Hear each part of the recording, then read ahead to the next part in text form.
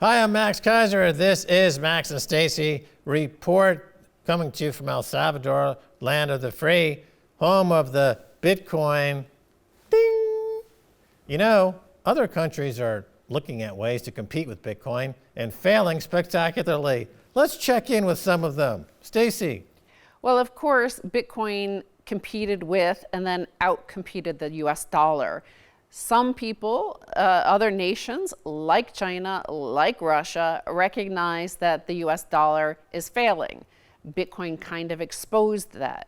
They, however, of course, like most nations, love to be able to print money on their own. So they want to continue with the old program and just think that they could easily replace the dollar when Bitcoin is just there staring them right in the face. Like El Salvador has already adopted Bitcoin, they too could do this instead of wasting all their time with meetings coming up with so-called BRICS currency. Here is the headline, Max. Russia and China are brewing up a challenge to dollar dominance by creating a new reserve currency. The subheadings read, Russia and China are developing a new reserve currency with other BRICS countries. President Vladimir Putin said the basket currency would rival a US-dominated IMF alternative and let Russia widen its influence, an analyst said. The dollar's dominance is already eroding as central banks diversify into the Chinese yuan and smaller currencies. Russia and China are just rearranging deck chairs on the fiat money Titanic. Yeah! Okay, first time I've used that particular analogy in almost 3 weeks. Well, like I'm alluding to with my clever word usage, it's just more of the same. Look, the purchasing power of whatever fiat money you create, it's not going to do anything to the dollar. It's just going to ruin the purchasing power of the people under whom you're supposed to be helping, not hurting with your fiat money. I mean, it'll be kind of a great news story that China and Russia are creating some new fiat money, but ultimately it's kind of like rearranging the fiat money deck chairs on the fiat money Titanic. Did I just say that? Yeah, and it also puts into context, I mean, let's use the polite word, we'll say these altcoins, all these other blockchains and Web3 and AI and metaverse and NFT, all those, coins, what they're trying to recreate is the same thing. They're basically, so look at what Russia and China are doing, and this is exactly what all of these promoters of these altcoins and blockchains and Web3 and other scams, what they're trying to do is because what they laid out at this BRICS business forum last week, which Vladimir Putin attended and other BRIC nations were in attendance. And what he said is that they do want to rival the US dollar, but he also said this, quote, "This is a move to address the perceived U.S. hegemony of the IMF," ING's global head of markets, Chris Turner, said in a note. "It will allow BRICS to build their own sphere of influence and unit of currency within that sphere." So what they're trying to do with altcoins, blockchains, Web3, metaverse, AI, all those other fake coins is that there's the person printing it is hoping to create a sphere of influence, power, and wealth for themselves at the expense of other people within that. Because when you're developing a sphere of influence, you're basically denying somebody else some sovereignty because they're having to rely on you to print that unit of account. Can I make a Thelonious Monk reference? Sure. First, you might have to tell some people who Thelonious Monk is because they might not know. Well, he's a grandmaster of bebop, and his middle name is Sphere because he wanted to have his name reflect the absolute antithesis to being square. So he named this Sphere. Anyway, talking about fiat money and influence, that sure, you're going to get some influence if you have this new Russia-China fiat money, but you haven't solved the basic problem of fiat money. So what Russia and China are looking at US dollar hegemony, and they think they understand what the problem is. They think, oh, we need to get our own fiat money, and that would solve all of our problems. No, you're just going to recreate the problems, but it's going to have different colored paper. It's just going to look different, but it's the same problem. I would also like to interject that coming out of Russia recently have been comments negative toward Bitcoin. So we know for a fact now that the situation there is hopeless. Yes, this is hopeless. And the thing about it is that they're going to continue to create this. And as the ING analyst, Chris Turner, mentions, is that what triggered this is the destruction of the dollar. Not just like the decline in the value, but when the U.S. itself decided to destroy the dollar, which is, any unit of account, any money in particular, needs fungibility. So it needs to be able to be used by everybody, regardless. Just like gold is fungible. Like, you can't tell the difference between one bar of gold and another. If you melt it down, it's just a bar of gold. Well, here the dollar was cut off. SWIFT cut off any dollar transactions from Russia, but in fact also seized $630 billion worth of reserves on February 26th. And ING, like Max and Stacy report, point out that this was kind of the triggering event. They point out that Russia's move comes after Western sanctions imposed over the Ukraine war all but cut the country out of the global financial system, curtailing access to its dollars and putting pressure on its economy. Quote, the speed with which Western nations and its allies sanctioned Russian foreign exchange reserves, freezing around half, no doubt shocked Russian authorities, ING's Turner said. The Central Bank of Russia effectively admitted as much, and no doubt some BRICS nations, especially China, took notice of the speed and stealth at which the U.S. Treasury moved. So you win that battle, but you lose the war, because having that seigniorage, having the exorbitant privilege of being able to just truly, out of thin air, just print all this money, that gave a lot of, it gave a huge empire to the United States. So now that would seem to be like other participants in that global empire, including China, which is the manufacturer for the United States. Well, they start to move away. These are the signs that they're moving away. But like you say, they should just adopt Bitcoin. Right. I think we can safely say with a 100% certainty that this new currency being printed by Russia, China, will be overprinted. They will do exactly the same thing that the U.S. has done with the U.S. dollar. You become arrogant when you can print without consequences, and you become an arrogant fool. And this is what awaits them. They won't have the kind of the tension of competing anymore with the U.S. They'll simply go down the same imperial path of overprinting toward collapse themselves. So, I mean, good luck with that.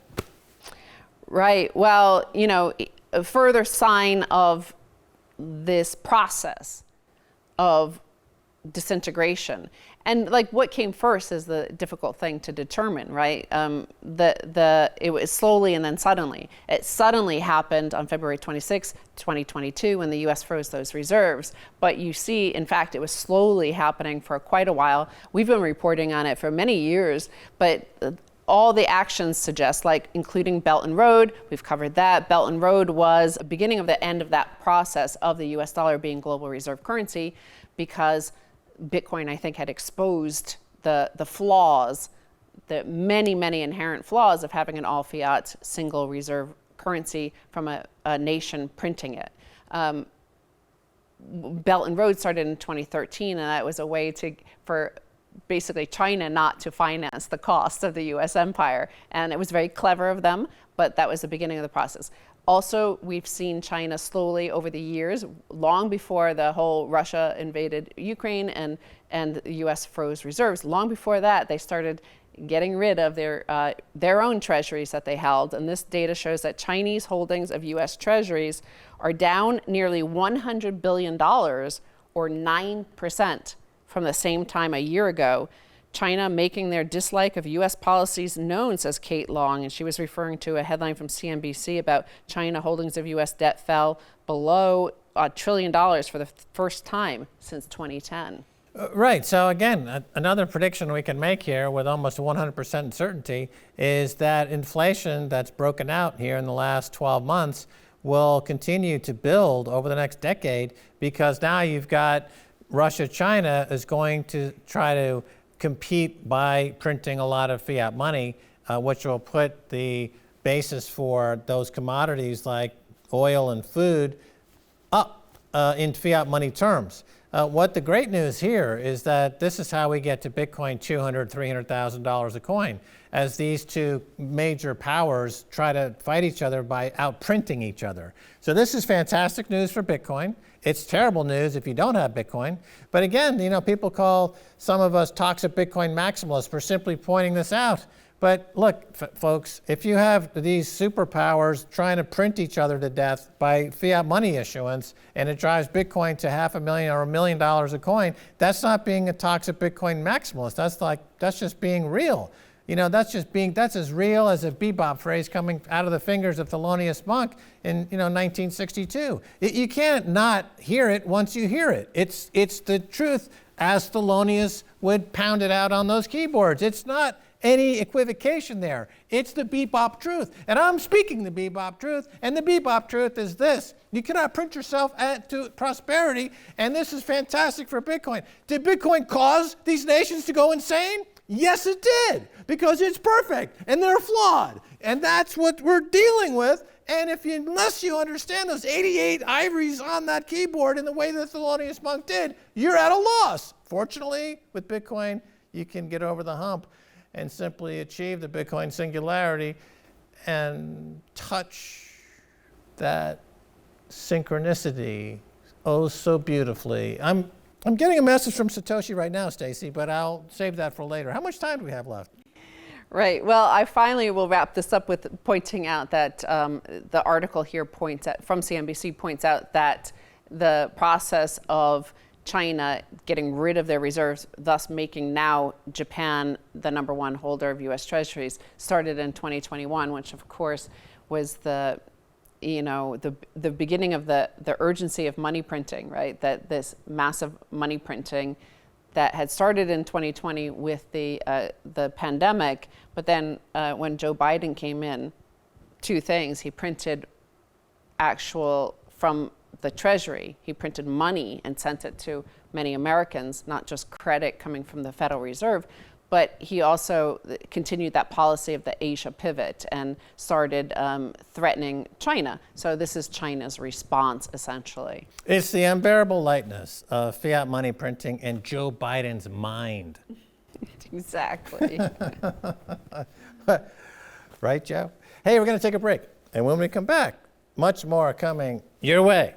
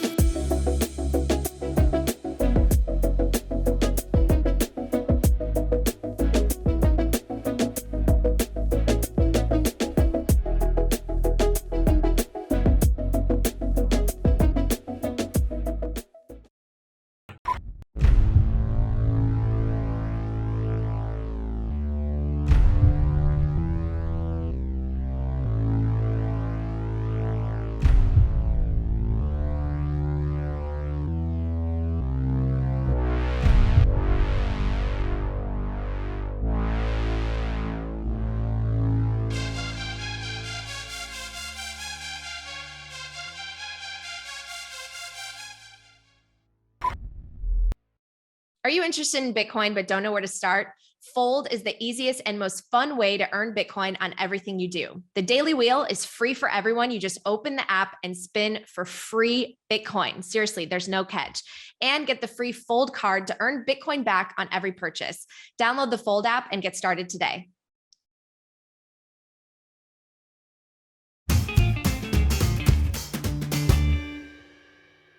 Welcome back to Max and Stacy Report. I'm Max Keiser. Time now to turn to Caitlin Long. She's the founder and CEO of Custodia Bank. Caitlin, nice to see you again.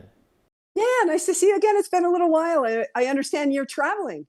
Yes, we're always traveling. We're in El Salvador, home of the free, land of the Bitcoin. I wanted to talk to you specifically about some of the things we've been chatting about for several years now. You warned about it first: rehypothecation and leverage. Not your keys, not your coin. Tell us what happened in the so-called DeFi, and what do you think the consequence of the collapse will be? In other words, over the past few weeks, we've seen a lot of over-leveraged positions in so-called DeFi space collapse, but that's no surprise to you, is it, Caitlin?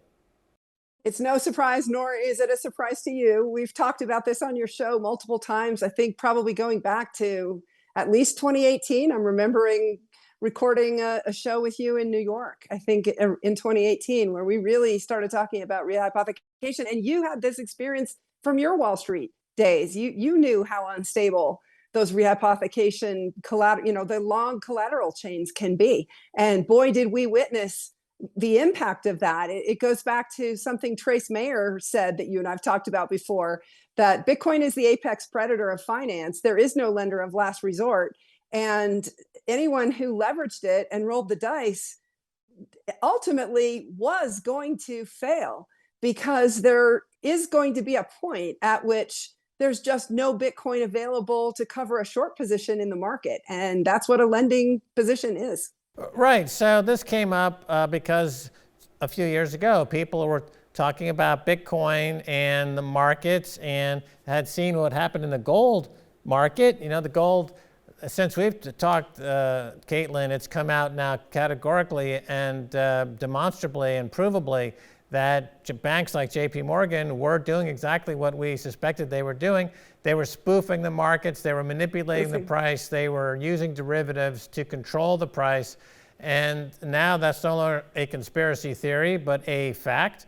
And the question at that time was, well, won't the same thing happen to Bitcoin?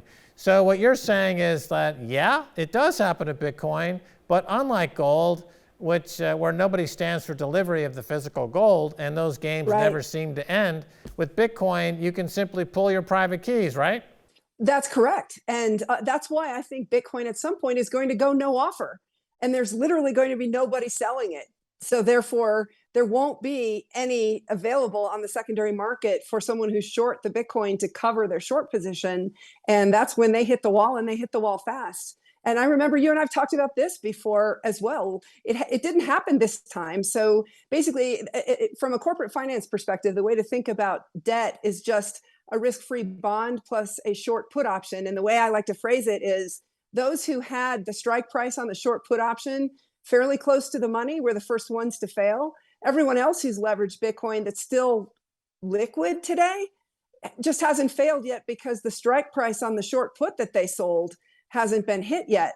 But if they're running a leveraged position, they are absolutely at risk of bankruptcy. And there's another piece that I remember talking to you about before as well, which is that there's not enough secondary market liquidity for Wall Street to create a clearinghouse like they did with gold.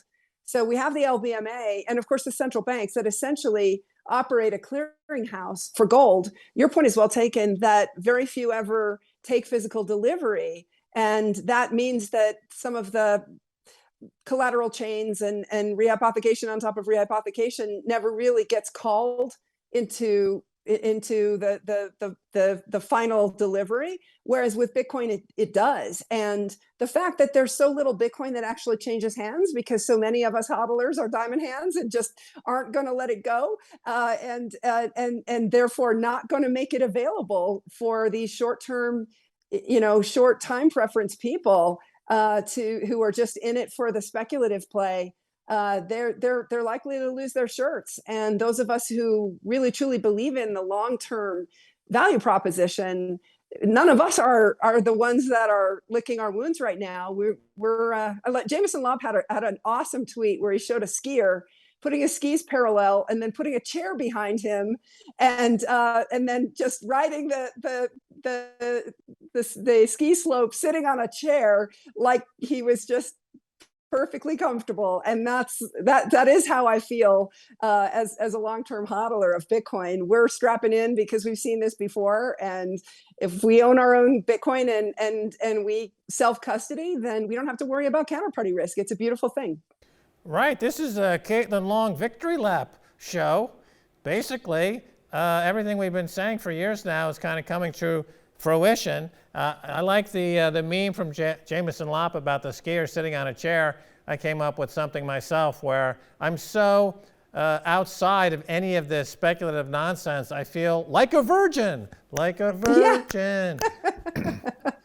Yeah. So true. Yeah. It's back to 2011 before there were any of this available.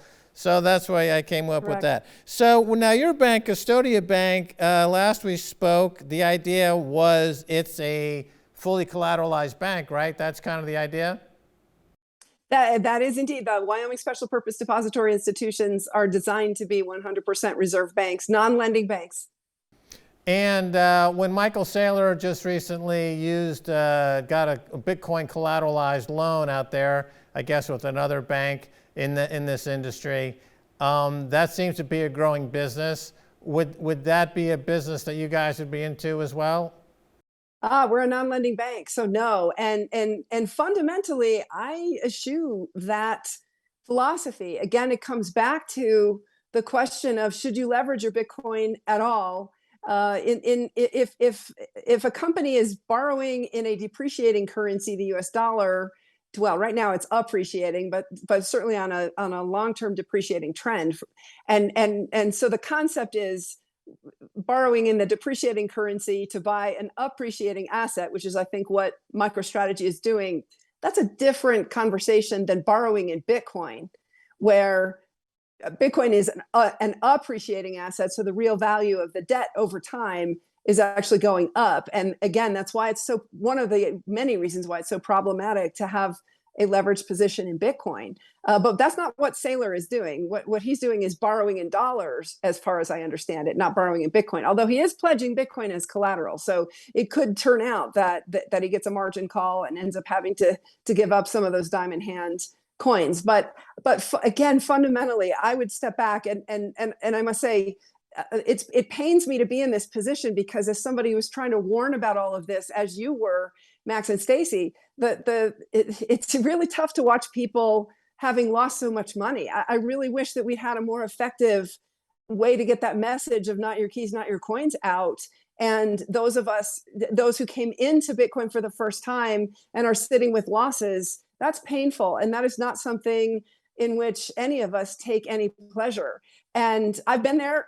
You mentioned 2011. I started buying in 2013 and sat for a couple years there with big losses after the Mt. Gox crash. And that Mt. Gox situation, luckily I didn't have a lot of dollar value at stake, but that was cheap tuition for me. And what's sad about what's happened in this bull market is that because this most recent one is that because there was so much leverage in it, that a lot of people ended up losing a lot more than it seems they could have afforded to lose.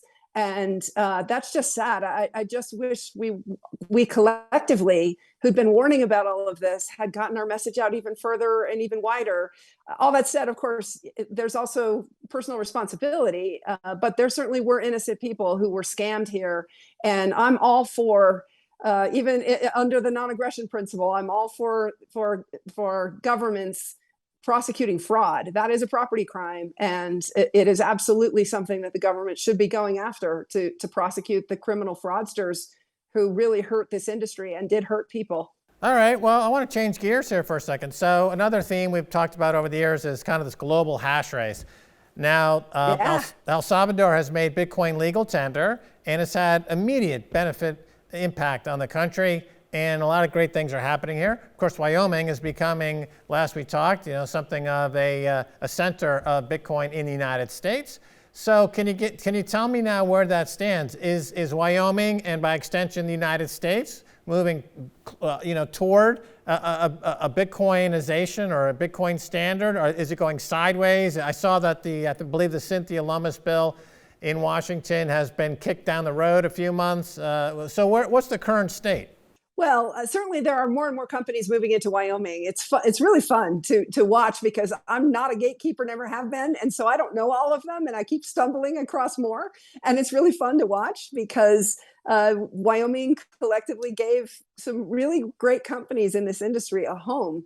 It is inside the United States, therefore federal laws apply, and some of the things that are happening with the securities industry crackdown. Just today, there's a lot of noise around the SEC potentially cracking down. And by the way, I think you and I would agree, coming from the securities industry, there have been a lot of shenanigans. I've defended the criticism of the SEC to some extent, because I think they left their hands off and let this industry develop. But when they did that, they also let a lot of scammers through. So I think, to answer your question, where is the puck going on the regulatory front? The U.S. is going to require some sort of a licensing regime for crypto in the U.S. And I don't think that's a bad thing. We always assumed that it would go there, whether you agree with it or not. At least on from where I was sitting, it always seemed that it was going to go in that direction. And at the end of the day, is that bad? No, because you can still self-custody your coins. And that's what's so different. You can take the physical delivery in a way that, as you were saying earlier, you can't with something even like gold. Very few people who buy gold take physical delivery of it. Most people end up keeping it in paper form, and that enables all that leverage to proliferate in markets. And then if anybody ever really wanted to take physical delivery, you'd discover that there were many times more claims to that physical gold than there was actual physical gold in the vault. We just unfortunately witnessed that with Bitcoin. I think that's true of pretty much any financial asset. And so I think we're probably heading into a period of uncertainty. We know that for sure. But where real assets start to take on a different meaning than they have in the last 30, 40 years. And folks really want to take physical delivery. And clearly in the Bitcoin world, you can do that. Yeah, as you mentioned, we both kind of come out of the securities industry, and I was often, bemused, I guess you could say, when a lot of people in the crypto business were telling me that the Howey test, which is used to determine if something is in fact a security, was outdated, it needed to be revised, the SEC is wrong. Everyone seemed like they're ready to do battle with the SEC, which seemed like a terrible position to take, because the SEC, unless all those regulations change, they're going to come down hard and they're going to use the Howey test, Caitlin. Well, and you know that the SEC takes its time to get its ducks in a row, and they have a 5-year statute of limitations, I believe. So don't take my word for it. If you're worried, go talk to your own attorney about that. But in the Ripple case, they got tolling agreements to extend that, and then ultimately ended up filing suit. So, look, they can take their time, and just because something hasn't been prosecuted yet does not mean it won't be. And then there's a very interesting question that's come up on crypto Twitter that I'd had in the back of my mind and talked about privately, but not publicly, which is, does the switch from proof of work to proof of stake on Ethereum change the SEC's approach to Ethereum? And I think the answer is no one knows. We all talked about back at the time in 2018, the Hinman speech, which said that something can become, that started out centralized as Bitcoin did, can become sufficiently decentralized over time. And I think it's clear Bitcoin did that. And Hinman was implying that Ethereum had done that by 2018. And now it raises an interesting question. How is the SEC going to handle the switch to proof of stake? I don't think anyone, maybe even the SEC itself, knows the answer to that. Right. Well, that's a good topic to pick up on another time, because it's a pretty long and voluminous thing to dig into. We'll have to pick your brain accordingly. But for now, Caitlin Long, thanks so much for being on Max and Stacy Report. Good to see you guys. All right, and that's going to do it for this edition of Max and Stacy Report with Max Keiser and Stacy Herbert. Until next time, bye, y'all.